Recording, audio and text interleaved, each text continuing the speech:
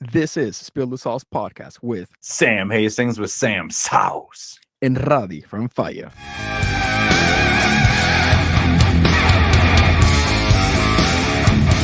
Welcome everybody to Spill the Sauce podcast with Sam Hastings from Sam Sauce and Radi from Fire. Today we are also joined by none other than the Stanky brothers, Eric and Eddie Stankowigs. How are you guys doing? Great, man. Living life, man. Living life. Enjoy. I'm very excited. I'm going to put you guys on the spot right now. For the listeners out there right now, you guys are in for a treat. Continue to listen. These are two of the coolest dudes I have ever met. They know the industry. They know their shit. I'm very excited for this conversation. I got mad respect for these guys, so I'm excited. We love you, brother. That's awesome, man. Thanks, Eric. I think we know what we're doing. Maybe, perhaps a little bit. Who knows? Yeah, we're just trying to make it. No one knows what the fuck they're doing. No, all we know is I can look at everyone here. I see a lot of cool, familiar faces, but there's passionate people here. And I think passionate people will always get to where they want to go. And we're just trying to figure out the direction to take. Take a couple wrong turns here and there. It's fine.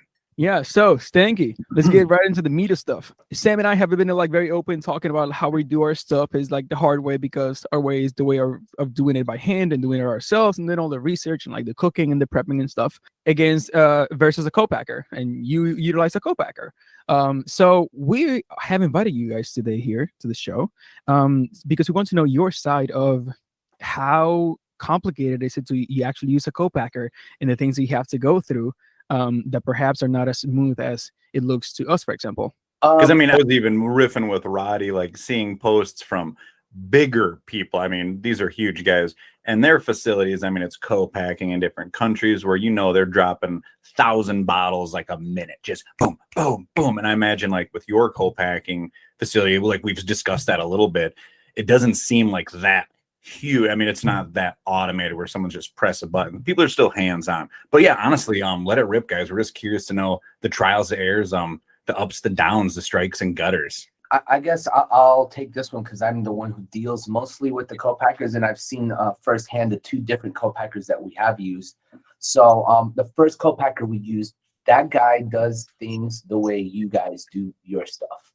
So the first co-packer we used, everything was hands-on. He even let me go in the kitchen, and with the immersion blender, I was there with the immersion blender doing it, and then hand bottling each one with the funnel, pouring it into the funnel, wiping it, putting the little cap on it, and that was the first co-packer I used. And the reason I wanted to go with the co-packer the first time is because I was living in Arizona. I didn't really have the facility. I didn't know how long I was going to be there for. It was just the infrastructure of the company itself. Like, okay, what am I going to do? How am I going to do it? And the guy really guided me in the process, although I'm still not I don't fully know how to do everything when it comes to certain registrations, because the co-packer does that for you. That was one of the reasons, was because for me, it was easier. The main challenge was getting the recipe right, which honestly, if you look at our recipes are fairly simple, so they're not as complicated. It wasn't as complicated to get right as it is for some other folks. Now you look at our ingredient listing, simple. Our current co-packer, without naming any brand, has seen, because I know who they co-pack, so obviously my little investigative mind goes and checks out everybody who's being co-packed by them. I've looked at some ingredient listings that have 30 plus ingredients in one sauce. That's where it gets crazy, man. If you're putting that many ingredients and you're asking a co-packer to try to get it right, there's just too many variables and too many things that could go wrong. And I think when it gets that high up, it's wild. But for us, luckily, it hasn't been bad. However, the recipes that we want to have made, we can't, because it involves, and we've talked this before privately amongst ourselves, that we have ingredients that are smoked and some other things that require a little bit more of that hands-on attention that a co-packer just won't do. Now, the first guy offered to do it for us. He's like, I'm going to buy a smoker and I'm going to smoke your stuff for you. Why does your current copacker not smoke it? Like, is it just like a thing that they don't want to do, or something that they can't do? Co-packer is just so mainstream. Even the places that I've kind of peeked around, people are just like smoking, no, grilling, charring. They're not doing it, because imagine doing that in a great scale, like hundreds of pounds. That's like a walk-in freezer. That's a smoker, essentially. I mean, it's a substantial amount of room, or equipment for that matter.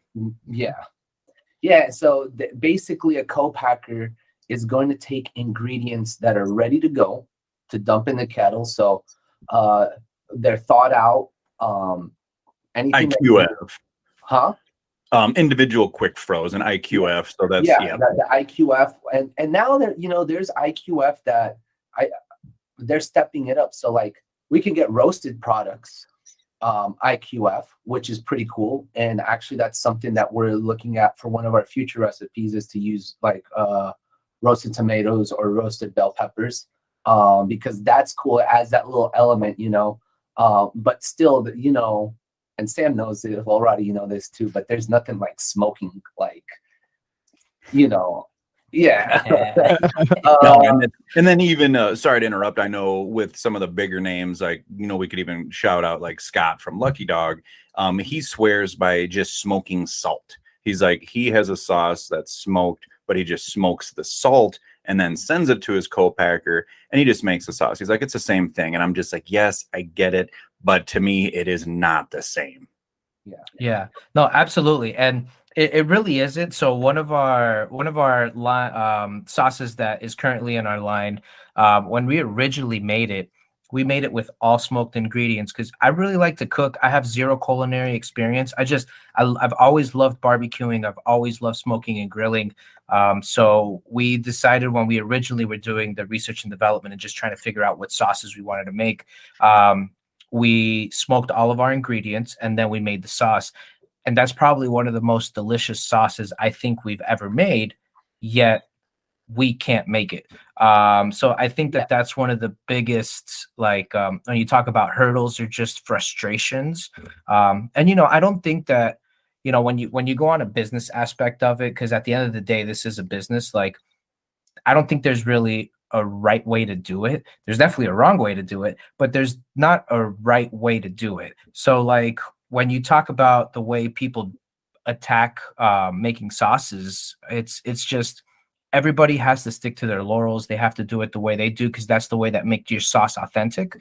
For us, it just happened to be going with a co-packer with these first few sauces that we made. But, we have a lot of recipes out there that we want to do. But like Eddie said, it's just no one wants to touch it. No one wants to do it. And that's a very frustrating aspect of it. I have two things. One, a little bit of like sidetrack. You mentioned being like not having culinary experience, but being like good at grilling and like smoking stuff. I'm a great home cook, but I have no confidence in front of a grill. I will burn the shit out of any meat that I put in there. So it's always a gamble. I love grilling stuff. Don't get me wrong. Like, I have a grill, and I'm always, even now in winter, in cold ass days, I'm out there smoking a joint and smoking some meat at the same time, and just like, okay, like, this is gonna be great. And like, it's a matter of like being probably amazing and then being completely burned. I don't know how to do it. Like, in between. Do you know why? Why? Because you're too young. When you're 30 and up, you only get into like what, classic cars, or you get really into smoking food. I saw like a meme on that, and it's like, dude, there's no other direction you take when you're older than 30. That was the most relatable meme, because I've seen that one too. I was like, yeah, 100%. I got into smoking. Roddy, just give it time, buddy. I'm about to turn 29, so yeah, I'm almost there, guys. I'm almost there. And then you're just gonna be like, Monica, everybody come check this shit out. My boy just made a brisket and it's on point. Question, and this can get edited out if you don't want to talk about it. Can we go into the financials of starting with a co-packer and what your ordering process is like, and like budget and how much you spend? Is that, or like an estimate? You don't need to tell me like down to the money, but like, is it okay to like talk like volume so people understand that it's not just as oh, I'm buying whatever and it's like cheap, that it's an actual like investment that you have to do upfront with the faith that you're gonna sell it and move it and like actually make your investment back and your profit. Yeah, because if people are listening, they're not getting 10s or 20s of bottles. I mean, it's a substantial order. So yeah, without throwing out like the exact cost on everything, I'll tell you, your average co-packer is going to charge you first an R&D fee per sauce, per flavor. The R&D fee is going to be anywhere between like $600 and $1,100. Jesus, just for the R&D? Just for the R&D. But the R&D is going to include making sure your recipe is right. So they usually give you like 2 or 3 chances. Like they'll give you the initial batch. You try and be like, that wasn't good, or let's change this. They'll give you a second one. And usually if you want like the third one, they're going to charge you like an extra $100 for like that process, because they do have a guy in his little kitchen in the lab, doing his thing. But what also that also includes like your nutritional facts, like, which is pretty easy to get, if you know to get, and then you're going to get your process authority letter. They're going to do all the FDA stuff for you, so you're not dealing with that stuff. But so that's the first part. I recently helped a friend actually to do some R&D for a sauce that we're making, and I did all of that for them, and they paid for like all of the services and stuff, and at the end I actually ended up charging them $200 for it. So that was like, that would be the most pleasurable thing in the world. I love that shit. I would just be like, dude, just take me out for dinner, man. Yeah. But like, okay, so you're saying for the money, so hey, I was like, yeah, I'll take it. So you're saying, Eddie, with that lump sum of cash, anywhere from like $600 to like $1,100, that's including all of that shit, like your process of authority, which that's awesome. I mean, it takes time, but time is money, and that's pretty good value, I guess, in hand. Mm-hmm. Yeah, so that's that's really like the main reason we did that the first time. And I'm like, shit, maybe I shouldn't have done that. Well, not that I shouldn't have done it, but now I really need someone to kind of guide me and walk me through the process of doing it myself, for the process authority and all that FDA stuff. So I know how to do it once we get to our little, mad laboratory and start, popping out our stuff on our own. But we will always use a co-packer going forward with what we're going to call our main line of sauces. And down the line, we'll have like our nice little limited ones or, seasonal ones. That we really want to have that hands-on experience, not only for ourselves, but for the consumer, because the consumer does like when you put your blood, sweat, and tears into something. So I told you the other day on the phone, hey, if you need a spot to make stuff, you want to make small batch, I know a guy. People are listening. Roddy with Fiaco, he has a gorgeous facility, and I think he'll treat you right. Just reach out to him. Yeah, no, Yo, I think right now Roddy's kind of where everybody kind of wants to be. He's got that facility, but he's got the knowledge and he's got the way to make shit delicious. If you've never tried his Mama Juana sauce, like you talk about passion into a sauce, like yo, that shit is one of my favorite sauces, because so I went to the DR probably like 6 years ago now, and I had a great time, and I got to meet some of the locals, and Mama Juana was where it's at. So it's just it's a great sauce. So if people haven't tried it, definitely try it. But yeah, is this a city in Dominican Republic called the Mama Juanas? The Mama Juana is that the name of the drink. So it's a traditional spiced drink, Sam. I just thought it was a fun song because dude, that angle you guys made. I'm going to bring you some to New Mexico. I'm going to bring a couple bottles of Mama Juana to New Mexico. Just say I who wants one. I see hands right. Yep, there you go. I'm bringing like. Yo, Roddy.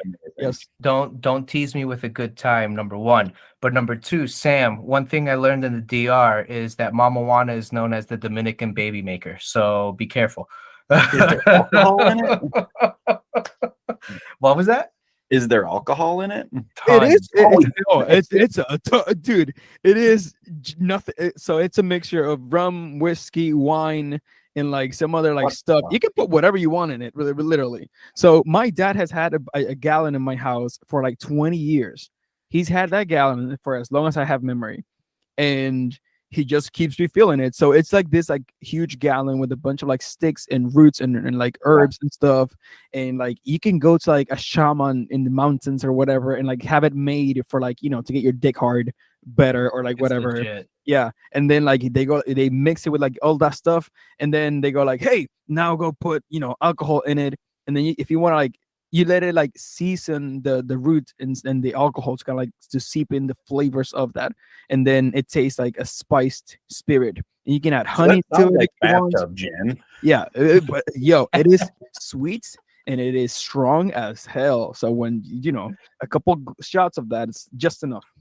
So Eric went to the DR, or someone went to the DR, but this is like now 15 years ago, and you brought me back a little Flor de Caña that had a little bit in there, and I never wanted to use it, so it was like one of like the little shooter bottles, and it just had the stuff in there, and I was like, man, I don't ever want to use this, and it had like this like nice little leather casing and everything. So when I moved to Orlando the last time, it was in a box, and when I took it, I was like, oh, I'm gonna do this, because what they say is you just add the liquor to it. But it had waited so long that like there was this like fungus growing in it. So Oh no. yeah, and right now with, you know, the Last of Us and all this fungal stuff and all these, I'm like, I'm not messing with fungus. But again, that was like a couple years ago that I saw that. But yeah, man, I still haven't tried the actual Mama Juana. Like I've tried your sauce, but like the actual alcoholic beverage, I haven't tried. And I'll bring you a bottle to New Mexico. I'll see you in a week. In less than a month, man. I'll see you in a Yeah, couple of weeks. bro. oh, so you're actually bringing Take it the easy. drink, not just the hot sauce. I'm bringing the drink. Yeah. Oh, shit! yeah, we're here like the hot sauce. Yeah. I'm like, no, yeah, dude. definitely bring I'm it. talking the drink. So you're saying like co-packers, they ain't gonna go near Mama Juana's like in the US. Like people are, no, they're not making that. But anyways, back to like co-packing trials and tribulations. I mean, yeah, like I think, did you just start getting into like the financials and kind of curious like where else that would explore? And more or less, I know personally, I really want to know like what sucks about it, like what's fucking hard. I mean, obviously without being hands-on, but you have to have setbacks. Everybody's heard Zach from High Desert. I mean, his big hit in the nuts when it comes to co-packing. It's not all like, hey, here's a finished product and it's all good, baby. Shit could happen. I have to say we got really lucky with our co-packer, and you know, not all co-packers are made the same. So luckily our guys have known what they're doing for a while. So they have years of experience. I think if anybody that's listening to this and has the idea of going with a co-packer, do your research, because you can get yourself in a real bad situation. But you know, a lot of the times we don't read the fine prints on things, and sometimes if you're signing a contract, definitely you know, read that fine print. But it can happen to any of us, and honestly, we're just really lucky that the people that we do, and they're not the cheapest ones out there on the market, but they do their shit right, and they know what they're doing, and I think that that's a valuable thing. But yeah, you could absolutely get stuck in a real bad situation if you got a shitty co-packer, and there's shitty co-packers out there that have no idea what the fuck they're doing. I was gonna say that's shitty of a co-packer to actually just do that. Like I've thought of, you know, like helping other people like kind of like co-pack in my facility, and like I would not like cheat them out like that. Cheat them out? What do you mean? Like just like make him sign a contract, and you know that it's just like fishy and stuff. Like, oh, you know, what I'm gonna make the fine print like super fishy and dingy, just you know, for my own benefit or whatever. Yeah.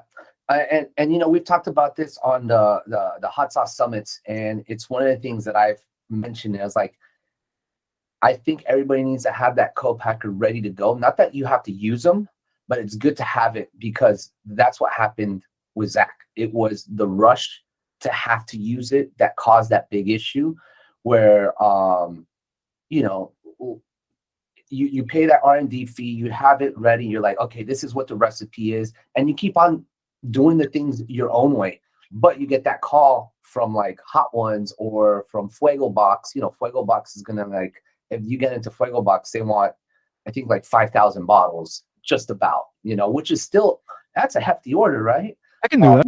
But yeah, well, you could do it. I can do that. I can do With 5,000 these bottles. hands, Roddy. I In a need week. more help.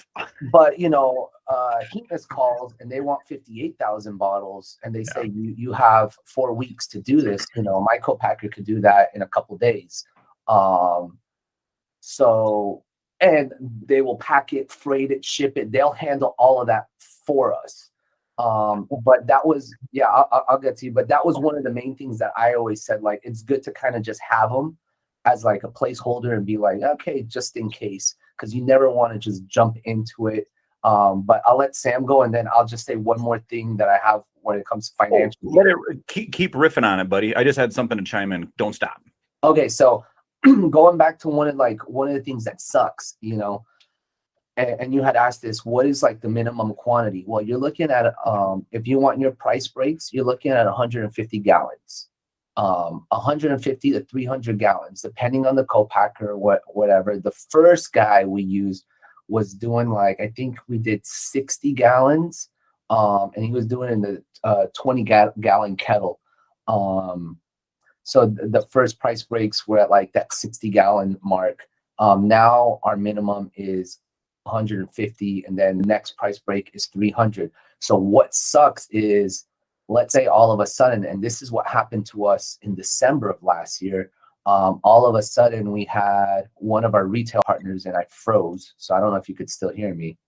Yep. Okay. One of our retail partners came and said, hey, I want like 30 cases of something. And I'm already projecting, or what I'm trying to project. We're still kind of new at projecting what we need, our inventory and stuff, where we got to the point that we ran out of like pineapple habanero ghost, and we had to stop. We had to only bring one case of it per event, and it would always sell out, so when you come back to do it, you're looking at $5,000 per run, per sauce, and it's forking over $5,000. And if you're doing 2 sauces, it's 11, it's 10 to 11. So you're looking at, I need that money, and not everybody has that amount of money on hand.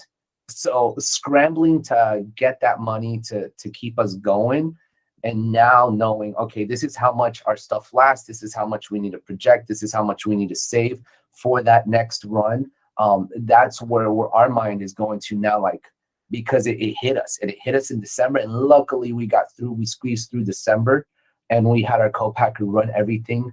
I mean, we were down to our last like 4 cases of one sauce, and then the other one, and then we actually did run out of pineapple before, but we made it through Christmas. Like, we made it through Christmas, and December was our best month. I mean, we did 3 times our best previous month just in December alone in sales. So, now we know, shit, this is what we need, and it's only going to get better and better and more, like, for all of us. That's what it is. So that's the toughest thing, is coming in. Is like, okay, all of a sudden you need $20,000 to do all your stuff again. That's insane. Yeah, that's huge. I know I had eyebrows are like raised right now. I had something to mention. I know you guys said, like, make sure you're like reading the fine print. Do you think, are there enough sketchy people out there, or you could say co-packers, that in fine print there would be some sort of rights that they own your sauce and they can kind of do whatever the hell they want with it? Like, unless you're reading that fine detail, is that what some people could come across when they're not actually doing their own due diligence? They could be basically signing off rights to, hey, you guys can do whatever the hell you want with this, because the co-packers that I see, they always have like their own sauces that with their own branding, and I was really leery about that. I'm like, okay, cool, you're not just co-packing for other individuals, you're just like, hey, we could make some of our own products for ourselves. And blueberry habanero, looks very similar to your, stuff like that. Yeah, I think there are people who could do that. Luckily, the folks that we've spoken with aren't that sneaky. There really isn't a fine print. All the print is the same. I think Eric was just kind of saying that because it's just like a term that you use. But yeah, man, I don't doubt that there's someone out there that would be. We know of, I think we all know, without mentioning the big company, that basically try to replicate a bunch of sauces. And I think I know. Yeah, and I honestly, I'm never too concerned about the theft of my sauce, because in the end, our thing, it's our brand, Yeah. and no one's touching my brand. I got my certificates. I mean, I don't know if you guys know this, but we officially own, we trademarked Stanky. Took 3 years. That's pretty badass. But the word Stanky is ours. That's fucking, dude, you're gonna get some. I have a feeling that down the line, you're just gonna be like, you know what, I have to sell this because somebody wants it and they're gonna pay big. I own the rights to the word fire. It took me like 12 to 14 months, I think it was, to get it. Like, it wasn't as long as yours, but like, I own fire. Paella? Paella? You didn't even spell it right. That's To be honest with you, I need to do that with mine, but I don't think people are gonna be like, Sam's how? Sam's how? Dude, it's hard enough with the LLC where people are just like, all right, how do you spell that? I'm just like, I'm gonna send you an email. Yeah. Apostrophe. It says it right here. Oh, you guys can see this, but the Stanky Boys are rocking Sam Sauce's bandana right now. Oh yeah, man. And well, because earlier I wanted to say, all right, let it rip. What temperature is it for you guys right now down in the warm southern Florida? It's in the 59. Yeah, bitches. We peaked at like 30 today, and Hannah's like, it's pretty nice out. And we're just like outside. Wally, our dog, doesn't need his hoodie on when we go on walks. And then we're just like, ooh, it's not as warm as we thought it was. So the hat's out today, but the bandana will return. Mm-hmm. Yeah, I put a jacket on at a brisk 72. So. What? Roddy doesn't even have snow, so. Oh no, but that's awesome. I appreciate you guys just being kind of upfront and honest with just, it's not as easy as people see it. I mean, because us, Roddy and I, we can be oblivious. I mean, we're like really arrogant about the way we do things because we're stubborn. We want to be extremely hands-on. So we would just immediately think that, well, co-packing, like, oh, that's set and forget. That has to be the easiest walk in the park ever. And honestly, but shit ain't easy, man. I'm gonna jump in here and say it can look as easy as like, hey, Sam and I have to like source our fucking product. Like, Sam plans all his stuff. I have to like find all of our stuff whatever we can. Sam, like, we have to like order our own bottles, and we don't always get the right ones, about that, Sam. We're like, we can't find something. So I'm still pissed. We have to do when we have to do all of that and then still cook and then like burn our freaking eyebrows and like, get all like spicy in the eyebrows and in the eyeballs and like in places that you shouldn't be spicy and all that stuff. It's just like when in that moment where we're in there, it looks very easy from your side. Like, oh, let me call my co-packer and make some sauce. So I feel like that's why like we've always had this, like, we do shit the hard way and they just call the co-packer. But like hearing you and like and like all you have to do to get to like actually get your product delivered and like all that and like the entire process, it's kind of rough too, No, I'm gonna say, like, I think this kind of goes back to that comment that I made earlier that there's really no right way to do it, and it's just it's a different type of sauce. So I'm gonna take Sam sauce for example, like the type of ingredients that Sam uses, and Sam, correct me if I'm wrong, but you're culinary trained, like the flavors that you kind of bring out over 18 years, like the flavors that you bring out are very unique. So like, the people that are listening to this, and if you have a company that you want to start and you want to start selling sauce out there, like, don't think that there's one more right way than the other. Like, if you bottle it yourself, dude, keep doing it. Like that's who you are, and that's what makes your brand what it is. Continue to hold your integrity, but if you feel you need to scale, if you feel that for you it's going to a co-packer, like, do that jump. But there's really no right way to do it. And I think what I've learned from being in this community, and I've only been in it a very short time, is that everybody has a different flavor, everybody has a different way of doing things, and people can make a mango habanero, and it doesn't mean that one's better than the other. It's just a different take on it. And I think that that's what makes these sauces so great. that's what makes these sauces so unique. And you know, I'll try everybody's mango habanero because I really want to see what people's take is on it. But yeah, I really want people to listen to this and think that the way you're doing it doesn't mean that it's wrong. Just keep doing it, and it's good shit, man. Love that, dude. Because like even when you brought up mango habanero, everyone has one, and it's just like you guarantee you line up 20. I mean, maybe a couple might be going for the same direction, but they're gonna be different, man. Like with my background, I try to flex that, which is a huge deterrent because like if let's just say if Hot One's like, yo dog, I need 50,000 bottles of like Tiger style, I'll be like, cool, where am I gonna buy 50 pounds of galangal in the middle of the winter in Minnesota? Where am I going to get that much Macroot lime leaves? It's just, it ain't happening. So I always joke around thinking like if I ever did co-packing, I would do another brand and I would just call it Sam Sauce. And I would just have like a couple bangers that could be easily made because my shit, like Pina de Nata, I mean, I'm actually char grilling the pineapple. It ain't happening. I mean, I would love to just say, this is sauce is unique enough. I'd love it if everybody had it. But right at this moment, like it just cannot scale up that quickly without some serious effort being in. But hopefully we can get there. I said it's not a bad idea. Like I don't see why not. Like you could have like your chef inspired, chef oriented, fancy with the spices and the toasting and the roasting yourself stuff. Chef's kicks. And then have a line that it could be easily scaled up, so just like go to the masses. Just some bangers that would be good, but then I would feel like I was talking to my wife about it. Like if I did co-packing, what would be awesome is the due diligence. Like all that shit's taken care of. Like, oh my god, awesome. But I would like that aspect, but I would hate not doing it. I really would. I mean, Roddy, like if he peels his fucking mangoes and squeezes them with his bare hands, I mean, they're rubber gloved up, but no, that's hands on him. I'm sure he'd be like, wait a second, you're not doing it right. I mean, he's like, let me get in there. I do it Italian style. I just stump it with my feet and just get the juice. I love it. Oh, hell.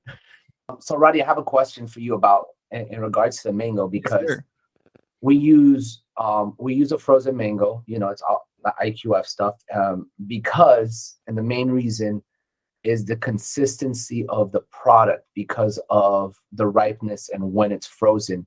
Being from Miami and loving mango and eating mango all my life, picking them off a tree and just biting into it and eating it, I know that every mango, even though they look the same on the outside, are completely different on the inside. How do you work with that? Because that's one of the things that scares me the most is like the truth is fruit is like that, The truth is that it's fucked. That's how. It's just the way that you're describing it. Mango, I hate it. Oh my god! Yeah, especially like so. It's like no one grows mangoes up here in the north. We have to get it imported, either from like from Florida or whatever. From like whoever. Well, I don't think it'll survive up here. So, I love using like the small little honey mango, the like small sweeter one, like yeah.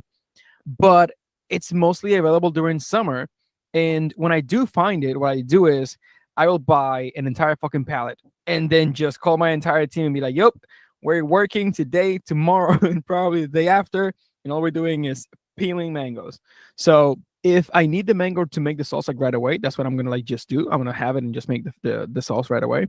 But the rest of it, I can actually freeze for a couple of months. So I do have deep freezers and I put them in like a freezer bags and I preserve them a gallon at a time. Yeah. Because of the fact that like it's so freaking hard to find mangoes, dude, that are at the right consistency. And I don't like it when like the suppliers, for example, stop bringing in the small mangoes and bringing those like big ones because they're like sour. They're not just like sweet. They have a very different flavor profile. And I noticed it. It's just like dumb. Like those like classic like. I don't know, it would be a generic white boy thing to say, but like the Mexican mangoes, you're talking about just those big, huge ones that when they're underripe, they taste like carrot. When they're overripe, they're just like mush. But no, I wanted to a big shout out to like Stanky, when they're being upfront and honest about the IQF, the quick frozen vegetables, if people would ever downplay that because, oh, it's a frozen product, anyone who co-packs or anyone's making large quantities of anything, precision and making sure things are the same and consistent is the biggest thing. So IQF is the only thing those people touch. So don't even think of it as like not a superior product. It's individually quick frozen at the peak ripeness, so everything's going to be exactly the same. It's the best way to do it.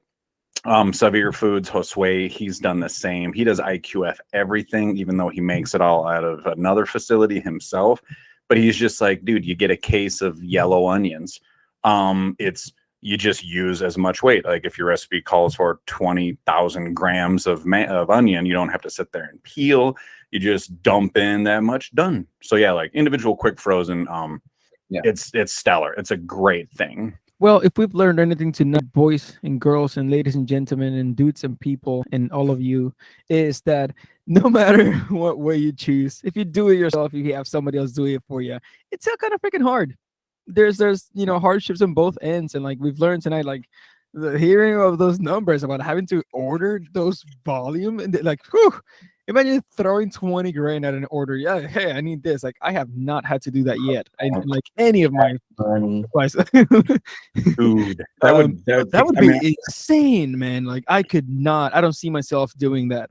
I mean, we'll go to the grocery stores and drop couple $100 at a time with said produce, and you're just like, okay, that's a good deal. But yeah, to just drop that much for finished product, unless you got big bucks sitting in the back mirror, you got people willing to throw you cash, like that's not easy, especially with the product. I feel like the biggest dog around when I put an order for bottles and it's like $4,000, and I'm like, God, look at me! I spent $4,000 in glass.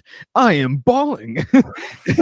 Like, but then you're also crying on the inside. You're just like, oh, that'd be the greatest vacation ever for me and my wife. Because that's another thing. Like we this could be another whole episode, but you see us grinding, working at events, crushing it, and we do crush it, but most of that money is just going right back in the pot. And you got to be smart. You got to think of it as like a business sense, like Eric said. I mean, you can make an event and just bankroll afterwards, but I always see those companies, those up and coming companies, they're doing great, then they're closed. It's like, I think they just celebrated a little too early and they could not continue that wheel moving forward. Eric, Eddie, Sam, tell me, where can they find you? samsauce.com. All right, get out of here. Let the Stanky boys tell me. Go ahead, Stanky. You can find us on stankysauce.com, or you can find us at the Stanky Sauce on Instagram, Facebook, TikTok, Twitter, any other social media platform that exists out there. We're on it too, at the Stanky Sauce. If you guys are ever in the Orlando area and you follow us, we always post what events we're going to be at. Please come and check us out. We always love to see new faces, familiar faces. Come out and check us out. We try to put on a show at any event that we're at. So follow us. And if you're ever in Orlando, come to one of our events. We put on, well, not us, but the people that put on these events do a really great job putting on these markets and putting on these shows. If you're going to Disney World and you want to meet up, I got an annual pass. I'll smuggle in some Stanky Sauce and we'll try it on some snacks. Wait, what are we smuggling now? Hey, this is starting illegal. Let's just drop it here. This has been cheers, Spill guys. the Sauce podcast with Roddy and Sam, and joined tonight by the Stanky Brothers. You can follow us at Spill the Sauce podcast on Instagram, or you can email us at spillthesaucepodcast@gmail.com. If you have any like comments or suggestions or whatever, just send it to your mother and tell her to listen and criticize us.